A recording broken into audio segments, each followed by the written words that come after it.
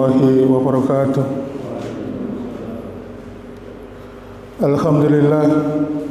Alhamdulillahilladzi hamdan katsiran thayyiban mubarakan fi kama yuhibbu rabbuna wa yarda. Asyhadu an la ilaha illallah wahdahu la syarika lah wa asyhadu anna Muhammadan abduhu wa rasuluh. Allahumma shalli wa sallim wa barik ala Muhammadin wa ala alihi wa ashabihi wa man tabi'ahum bi ihsanin yaumiddin.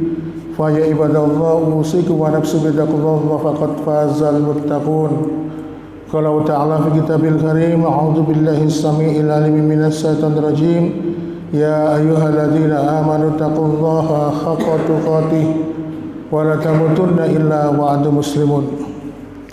Alhamdulillah, senantiasa kita bersyukur kepada Allah Subhanahu wa taala yang memberikan berbagai macam nikmat-nikmatnya kepada kita sekalian, sehingga pada kesempatan di pagi hari ini kita masih dipertemukan kembali oleh Allah dalam rangka menjalankan kewajiban ketaatan berupa ibadah. Oleh karena itu, marilah kita senantiasa berdoa kepada Allah, memohon hidayah, memohon kekuatan untuk istiqomah.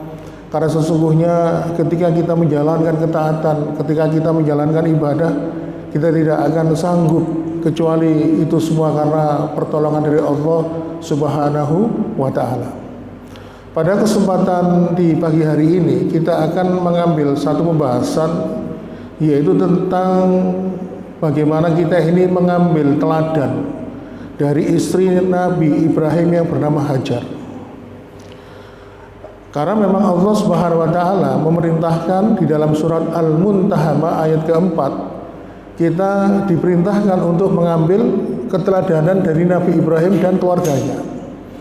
Selama ini pembahasan ketika momentum Idul Adha, senantiasa pembahasan itu tentang Nabi Ibrahim. Maka pada kesempatan di hari ini kita nyoba mengambil dari sisi yang lain. Kita akan mengambil pembahasan itu tentang bagaimana menteladani istri Nabi Ibrahim yang bernama Hajar.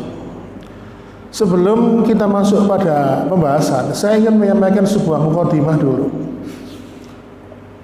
Para ahli di bidang parenting, termasuk salah satunya juga di bidang psikolog ya, pernah membuat sebuah penelitian.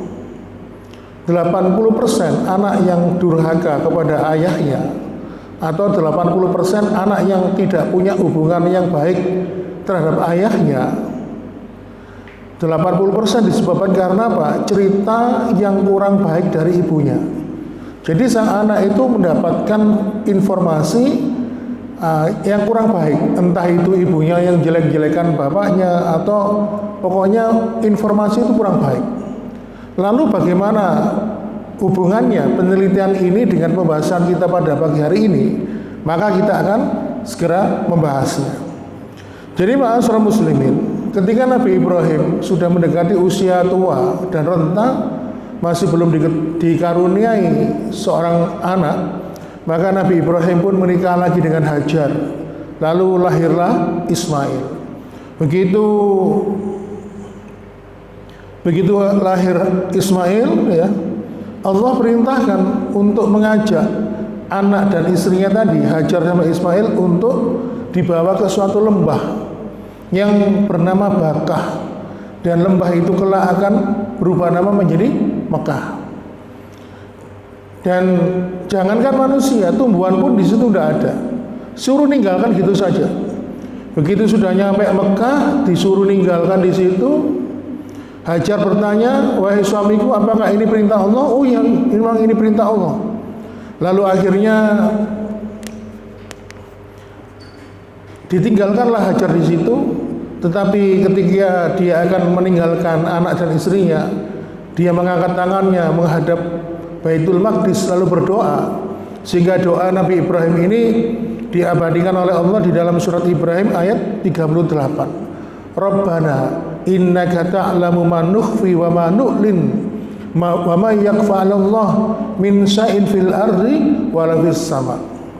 Ya Tuhan kami, sesungguhnya Engkau mengetahui apa yang kami sembunyikan dan apa yang kami tampakkan dan tidak ada yang tersembunyi bagi Allah yang ada di langit dan di bumi. Maksudnya Nabi Ibrahim itu apa?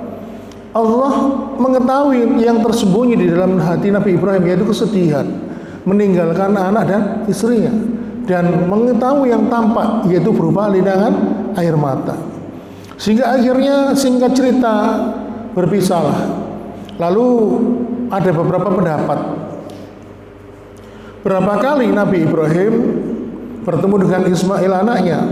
Ada yang mengatakan hanya sekali waktu ketika akan menyembelih, ada yang mengatakan 5 kali, tetapi pendapat yang terkuat disampaikan oleh Imam Ibnu Katsir yang mengatakan setiap tahun berjumpa 1 kali. Karena apa? Nabi Ibrahim mempunyai tugas dakwah. Jadi selama 1 tahun sekali itu Nabi Ibrahim pulang menjenguk anaknya. Nah, suatu ketika Ismail ini bertanya kepada ibunya, "Wahai ibu, ayahku itu siapa?" Lalu dijawab oleh Hajar, ibunya Ismail, "Ayahmu adalah seorang nabi dan rasul. Dia sedang mendapatkan tugas dari Allah untuk berdakwah, menegakkan tauhid, mengesahkan Allah, dan ayahmu juga yang melawan kekejaman Raja Namrud." Jadi setiap mengasuh anaknya Ismail ini, Hajar itu selalu memberikan informasi-informasi yang penuh dengan kebaikan, menceritakan kebaikan ayahnya, sehingga akhirnya muncullah rasa kagum di dalam hati Ismail. Sehingga karena rasa kekaguman inilah, maka jangan heran ketika tiba-tiba muncul perintah Allah untuk menyembelih Ismail, maka Ismail pun dengan rela menyerahkan lehernya kepada ayahnya untuk disembelih. Padahal jarang ketemu ayahnya, tapi karena sudah sering diceritani kebaikan-kebaikan tentang ayahnya dari ibunya, muncul rasa kekaguman sehingga dia menjadi anak yang soleh, ingin menteladani ayahnya menjadi orang-orang yang baik. Nah, ma'asyiral muslimin, ini juga pernah terjadi. Ada seorang ulama ini pernah meninggalkan istrinya dalam kondisi hamil. Lalu dia berangkat untuk berdakwah dan tugas belajar. Dan ketika anaknya itu bertanya, "Siapa ayahku?" dijawab oleh ibunya. Sehingga akhirnya ketika anak itu sudah mulai bisa berpikir, pernah ditanya, "Kamu mau jadi apa?" "Aku ingin jadi seperti ayahku." Karena apa? Ibunya itu selalu ngasih informasi yang baik tentang ayahnya kepada anaknya. Nah, ma'asyiral muslimin, kenapa seorang istri, seorang wanita ketika menceritakan kebaikan kepada anaknya? Ya karena merasa bahagia menikah dengan suaminya. Makanya dalam hal ini kita yang diberikan gelar laki-laki dan diberikan tanggung jawab sebagai suami dan kepala keluarga, maka tirulah Nabi, ikutilah keteladanan Nabi Ibrahim dan Nabi Muhammad, memberikan pelayanan yang baik kepada keluarganya. Ya, kalau kita ini mampu memberikan pelayanan yang baik kepada keluarga kita, maka niscaya kebahagiaan itu akan dirasakan oleh istri. Lalu kebahagiaan, kalau istri sudah merasakan kebahagiaan, pasti kebahagiaan itu akan menular dan pasti juga akan menular kepada anaknya. Makanya Rasulullah SAW itu pernah menyampaikan, khairukum li ahlihi wa ana khairukum li ahli. Sebaik-baik kamu itu bukan seperti jadi seorang ustadz atau kiai. Sebaik-baik kamu, kata Rasulullah, bukan menjadi orang kaya raya. Sebaik-baik kamu, kata Rasulullah, bukan seperti orang yang sukses jadi pejabat, bukan. Tetapi kata Rasulullah, sebaik-baik kamu adalah orang yang paling sayang, paling baik perlakuannya kepada keluarganya. Dan aku, kata Rasulullah, adalah yang paling baik perlakuannya kepada keluargaku di antara kalian semuanya. Oleh karena itu, inilah kenapa Nabi Ibrahim, keluarga Nabi Ibrahim itu dijadikan keteladanan agar kita ini mengikutinya. Oleh karena itu, ma'asyiral muslimin, coba sekarang kita melihat atau mendengar Rasulullah SAW bersabda tentang wanita zaman sekarang. Ya. Suatu ketika Rasulullah berkhutbah, selesai khutbah, beliau datang ke sof wanita di situ. Lalu beliau berkata, ya masyarun nisa tasaddaqna fa ini ra'aitukunna asara min ahli nar. Wahai kaum wanita, bersedekahlah. Fa ini ra'aitukunna asara min ahli nar. Karena aku melihat banyak di antara kalian yang dijadikan sebagai penghuni neraka. Maka di antara wanita itu ada yang bertanya, falimada ya Rasulullah, apa sebabnya kami kok dimasukkan oleh Allah ke dalam neraka itu loh, kenapa ya Rasulullah? Lalu Rasulullah mengatakan, tadfurnal ashir, karena kalian tidak bersyukur, tidak berterima kasih kepada suami kalian. Maka kata Nabi, jika suamimu sudah memenuhi kewajibannya, memberikan nafkah lahiriah, memberikan nafkah batiniah. Nafkah lahiriah itu apa? Memenuhi kebutuhan hidup, kebutuhan finansial, sandang, pangan, papan. Nafkah batiniah, jangan hanya dipikirkan masalah kebutuhan biologis. Nafkah batin itu bukan hanya itu. Nafkah batin itu adalah memberikan perlindungan, memberikan rasa nyaman, memberikan rasa aman, merasa disayang, merasa dicintai. Itu nafkah batin. Dan kita tahu wanita, kata Pak Nabi, lebih mengandalkan intuisi, lebih mengandalkan perasaannya. Ya, jadi kalau kita mampu memberikan rasa aman, rasa sayang, merasa dilindungi, ya, dicintai, diperhatikan, mendapatkan perhatian, maka seorang istri pasti akan mendapatkan kebahagiaan. Tetapi di sini kata Rasulullah, kalau suamimu sudah memenuhi kewajibanmu memberikan nafkah, ya, lalu kemudian suamimu itu tidak sengaja melakukan kesalahan, tidak sengaja loh ya, bukan disengaja. Lalu kalian mengatakan ma faal tali khairan khattun. Memang selama ini kamu itu ngono api, sama ini ngono api blas mas, kata istrinya begitu. Padahal selama ini suaminya berbuat baik, memenuhi kewajibannya. Maka ucapan itulah kata Rasulullah yang menyebabkan kalian dimasukkan oleh Allah ke dalam neraka. Lalu kita kembali kepada Ibu Hajar tadi. Kata Imam Ibnu Katsir, bertemu dengan Nabi Ibrahim setahun sekali, ya. Karena tugas, ya seperti Pak Januri dulu ya, jadi tentara di Timur setahun mungkin belum pulang. Ya. Bahkan dulu ceritanya manten anyar sudah ditinggal ya. Ya. Kalau Ibu Hajar ini jarang ketemu suaminya, otomatis kan jarang dinafkahi secara materi. Ya, tetapi dia merasa bersyukur menjadi istri seorang Nabi dan Rasul.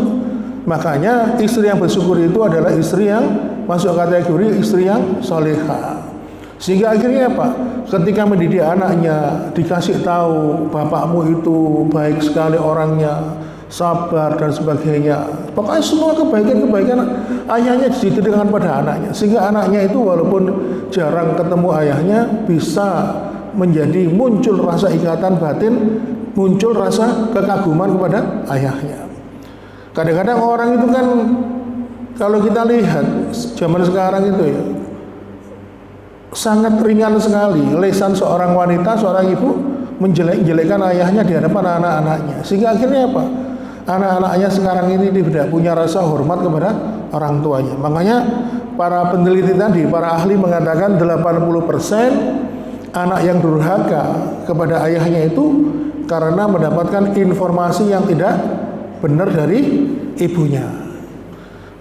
Ma'asyiral muslimin wa zumratal mu'minin rahimakumullah.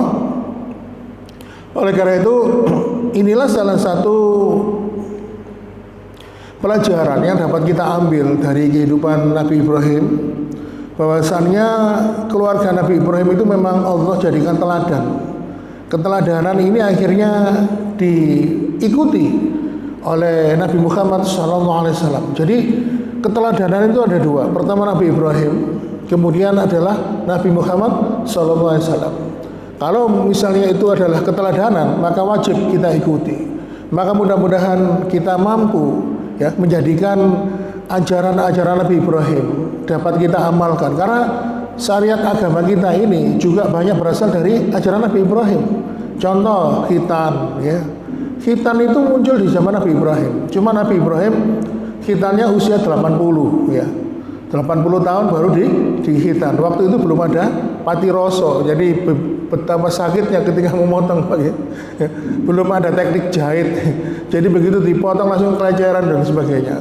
Sekarang kita ikuti. Kemudian haji ya, termasuk Idul Kurban itu syariatnya Nabi Ibrahim, dan itu dijadikan syariat di dalam masa kenabian ajaran Nabi Muhammad SAW.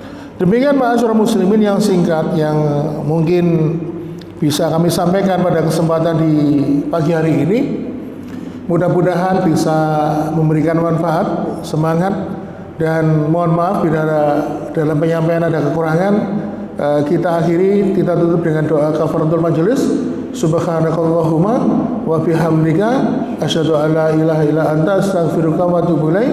Wassalamualaikum warahmatullahi wabarakatuh.